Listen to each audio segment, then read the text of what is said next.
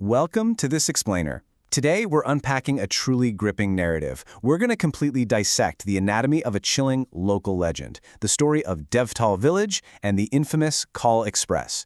If you're at all fascinated by how folklore, tragedy, and pure suspense intertwine, well, you are definitely in the right place.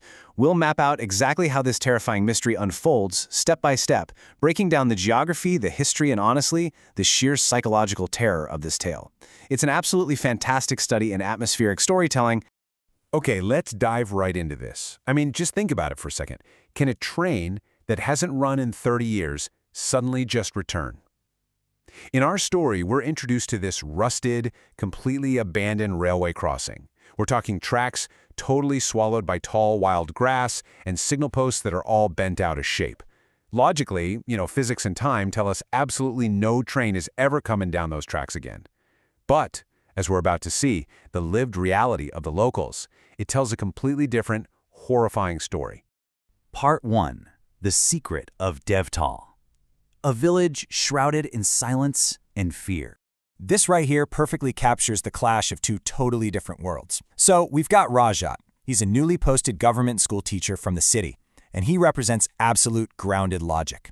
He arrives on this cold, foggy October evening, looks at the crossing, and sees exactly what any rational mind would see: an old, rusted crossing covered in dirt. But the villagers, they're watching him with immense suspicion because they know a terrifying truth. They know that even though no physical train runs, every single night that crossing's red light flickers back to life. It's this exact dichotomy that really sets the stage for the psychological unraveling of our logical protagonist. And that brings us to a crucial piece of the puzzle. A local tea seller, a guy named Kishan Kaka, approaches Rajat with this incredibly dire warning: never open that window after sunset. Now, Rajat has been assigned these old-school quarters, sitting literally just hundreds of steps from the abandoned crossing, and his window looks directly out at it. By laying down this one highly specific rule, the narrative instantly establishes the lethal stakes of this village. It's a classic mechanism of suspense, right? You tell a character exactly what not to do, which just makes us wait in agonizing anticipation for when they're inevitably going to break that rule. Part 2. The Terrifying Night and Ticket. The events of 11:30 p.m. Picture this. Rajat is settling into his damp old quarters. Suddenly, there's this aggressive shift in the weather. Black clouds roll in, lightning strikes, and this absolute torrential rain starts battering the tin roof. Then, the clock strikes exactly 11:30 p.m. Through the deafening noise of the downpour, a sound pierces the night. It's the crossing alarm. Remember, this crossing has been completely dead for 30 years, but that alarm is ringing. Rajat's logic is screaming at him not to look, but human curiosity, that undeniable itch to make sense of the impossible, it completely pulls him directly to that forbidden window. And this brilliantly illustrates the moment Rajat's logical worldview just shatters into a million pieces. The heavy, rusted iron gate physically lowers itself. That dead red light, it's now shining brilliantly through the fog. But the real horror is what's on the other side of the tracks. There's a crowd of silent, faceless shadow figures just waiting there, and their eyes are nothing but these white, hollow voids. Suddenly, a steam engine's whistle cuts right through the rain. As Rajat stumbles backward, the door to his locked room violently bursts open, and a figure emerges from the fog. It's a man dressed in a colonial-era railway guard uniform, looking like he literally just crawled out of a deep, dark lake.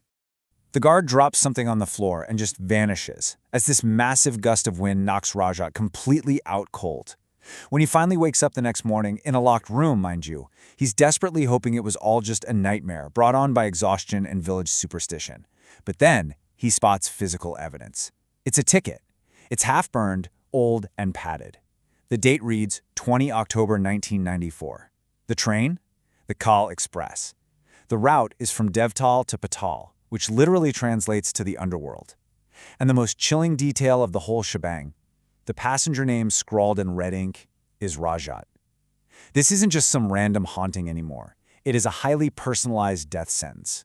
Part 3. The Curse of the Kaal Express. Uncovering the 1994 tragedy. Holding this physical proof actually forces a confrontation. Rajat storms off with this ticket straight to the strict elderly school headmaster, Vidyadhar, basically demanding to leave the village immediately. But the second Vidyadhar sees that ticket, all the color drains from his face. He reveals the dark truth of what actually happened 30 years ago. And this is where our explainer shifts from a localized ghost story into a deeply rooted historical tragedy. Here is the actual timeline of passenger train 404. Step 1. On the evening of October 20, 1994, the crossing guard drank heavily and passed out, completely failing to lower the gate or turn on the warning light. Step 2. Under the cover of darkness, a massive landslide wiped out the tracks up ahead.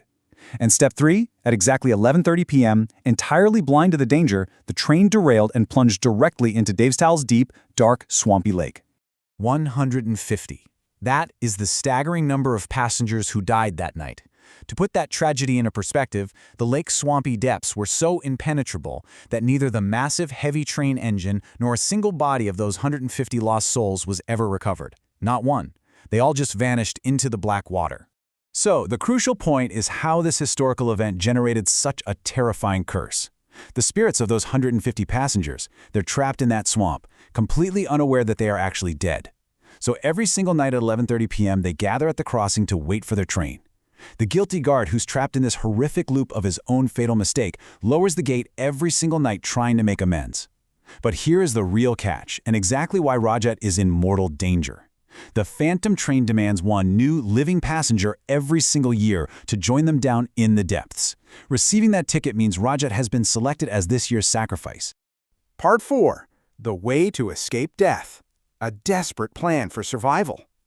So Rajat is understandably terrified, right? He declares he's leaving that very second. But Headmaster Vidadiyar just grimly points out the window. That torrential rain from the night before, it completely washed out the only bridge connecting Devtal to the city. Rajat is entirely trapped. With the clock ticking down and sunset fast approaching, Rajat frantically tracks down Kishan Kaka, the tea seller, practically begging for a way to break the curse.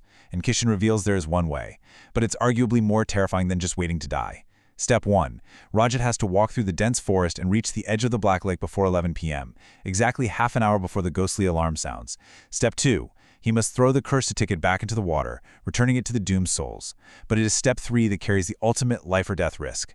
He absolutely must not look into the water under any circumstances. Now you might be wondering, why is Step 3 so insanely difficult? Well, it all comes down to Kishan's final warning. The water will show you loved ones. If you look, you will be pulled in. This just brilliantly highlights the psychological horror at play here. The lake isn't just a stagnant body of water, it's a conscious, malicious entity. The moment Rajat gets close enough to throw the ticket, that water is going to actively try to break his mind. It's going to project the exact voices and faces of the people he loves most in the world, screaming for his help. If he makes eye contact with the water for even a split second, the ticket stays on the shore and Rajat gets dragged down into the abyss forever. The time is now 10 p.m. The fog is incredibly thick, and the cold is just biting right through him. Armed with no flashlight, guided only by this dim, eerie moonlight, Rajat steps into the graveyard-like forest behind the village. These skeletal, twisted trees are looming right overhead as the silence just deepens around him.